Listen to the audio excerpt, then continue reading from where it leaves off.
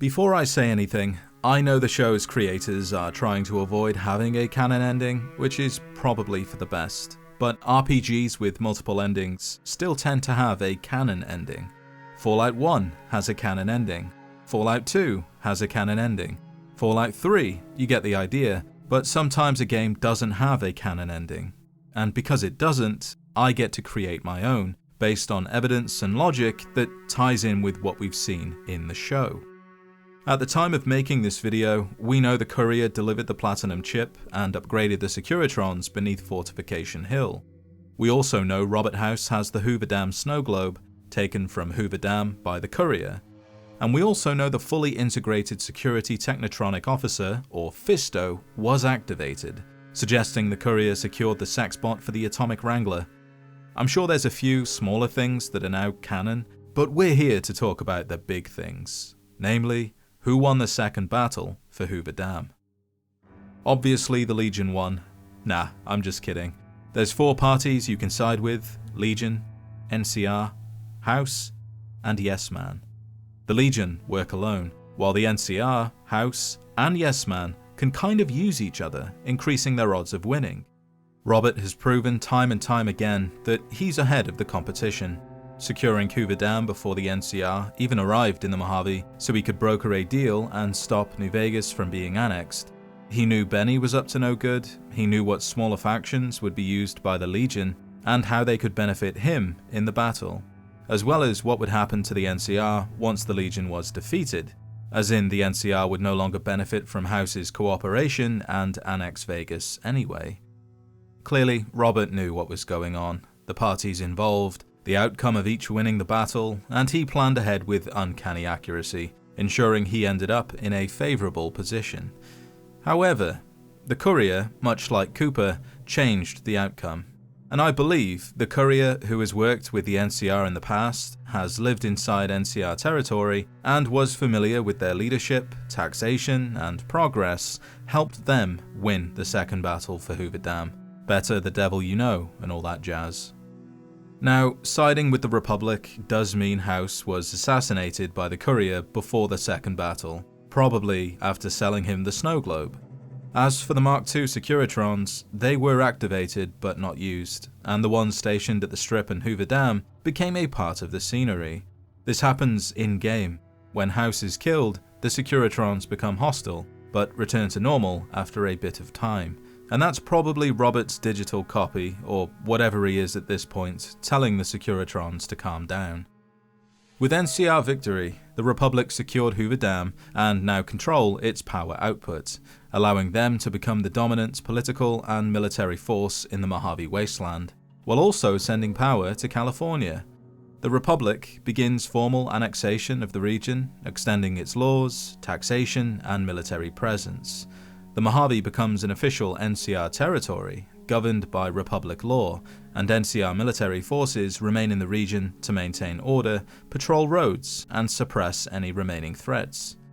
The Courier is recognized for their role in the victory, receiving the Golden Branch, the Republic's highest civilian honor, making them a hero in the Republic's eyes, and that's important for what happens later. With House's death, the Lucky 38 is no longer the center of independent rule over New Vegas, and the tower goes dark, although some say he's still watching, waiting for the right time to check back in. The Legion is defeated and forced to retreat east of the Colorado River. Legate Linnaeus, if alive after the battle, is killed for failing to take the dam, and a new legate is appointed.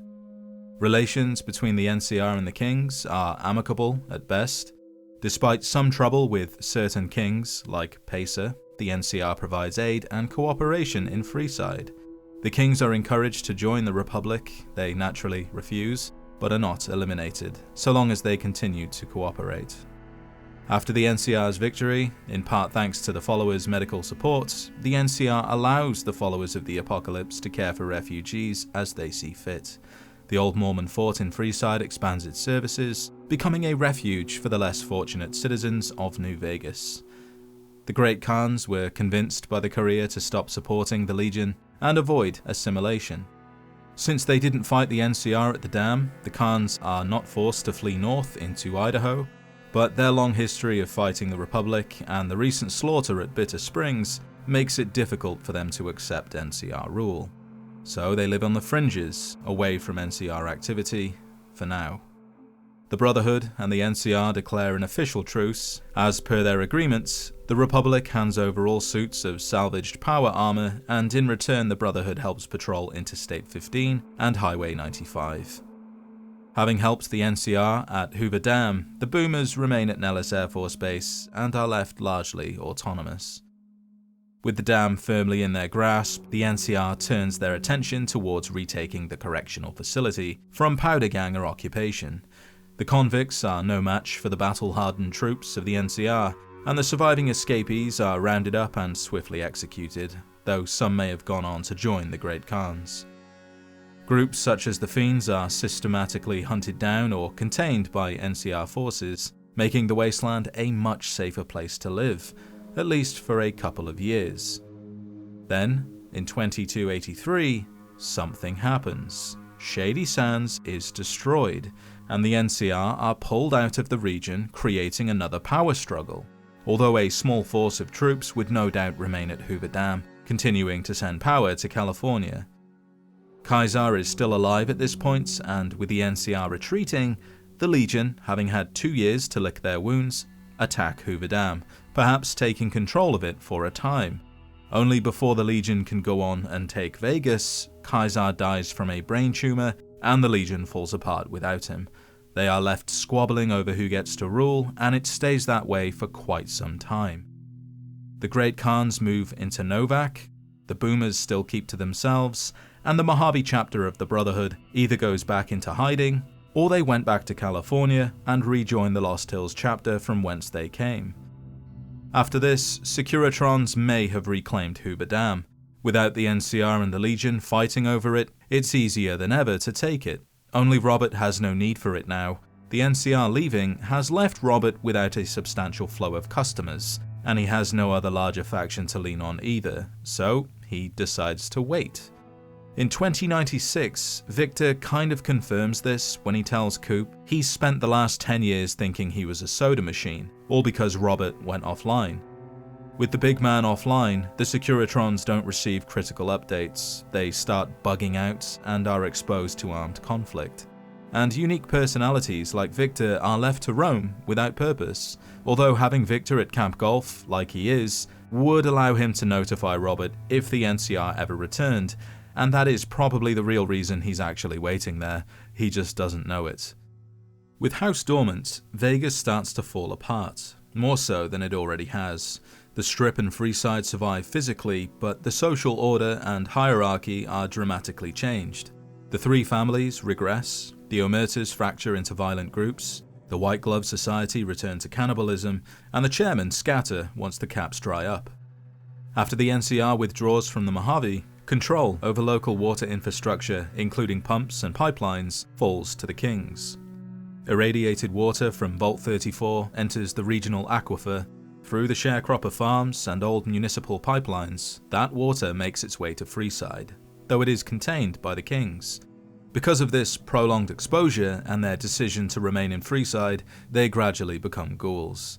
I'm not sure how I feel about all of the Kings becoming ghouls, but isolated populations, such as Vault 12, whose door failed to close, and the crew aboard the Yangtze, whose nuclear warhead failed to launch, mostly became ghouls, so it can happen.